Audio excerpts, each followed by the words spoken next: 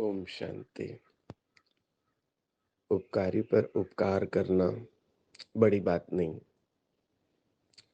अपकारी पर भी उपकार करो। वर्तमान समय के पुरुषार्थ में कारण शब्द समाप्त हो जाना चाहिए। कारण क्या चीज है? अभी तो आगे बढ़ते जा रहे हो ना।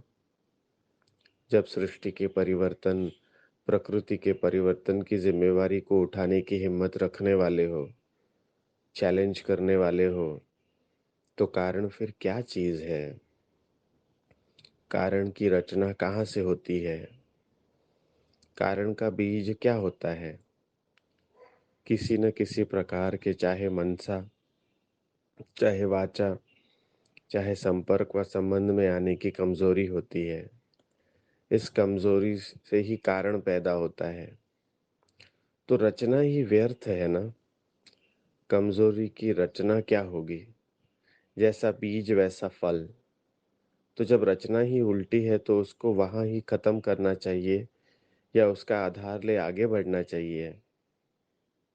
फलाने कारण का निवारण हो तो आगे बढ़े, कारण का निवारण हो तो सर्विस बढ़ेगी, विघ्न हटेंगे। अभी यह भाषा भी चेंज करो। आप सभी को निवारण देने वाले हो ना। आप लोगों के पास अज्ञानी लोग कारण का निवारण करने आते हैं ना। जो अनेक प्रकार के कारणों को निवारण करने वाले हैं, वह यह आधार कैसे ले सकते हैं? जब किसी आधार जब सभी आधार खत्म हुए तो फिर यह देह अभिमान संस्कार ऑटोमेटिकली खत्म हो जाएंगे। यह बातें ही देह अभिमान में लाती है। बातें ही खत्म हो जाएंगी तो उसका परिणाम भी खत्म हो जाएगा। छोटे छोटे कारण में आने से भिन्न भिन्न प्रकार के देह अभिमान आ जाते हैं। तो क्या अब तक देह अभिमान को छोड़ा नहीं है?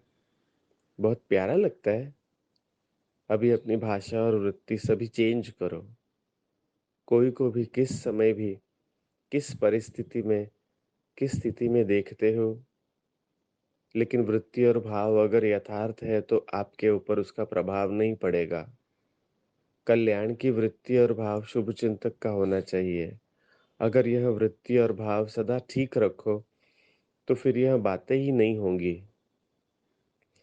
कोई क्या भी करे, कोई आपके विघ्न रूप बने, लेकिन आपका भाव ऐसे के ऊपर भी शुभ चिंतक पन का हो। इसको कहा जाता है तीव्र पुरुषार्थी व होली हंस। जिसका आपके प्रति शुभ भाव है, उसके प्रति आप भी शुभ भावना रखते हो, वह कोई बड़ी बात नहीं है। कमाल ऐसी करनी चाहिए जो गायन हो। अपकारी पर उपकार करने वाले का गायन है। उपकारी पर उपकार करना यह बड़ी बात नहीं।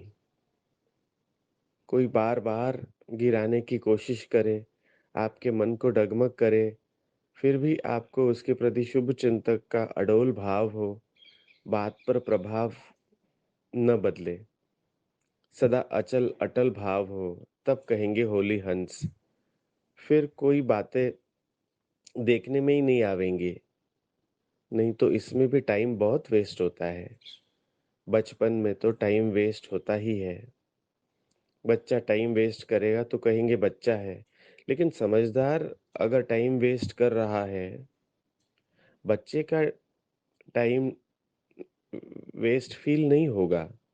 उनका तो काम ही यह है।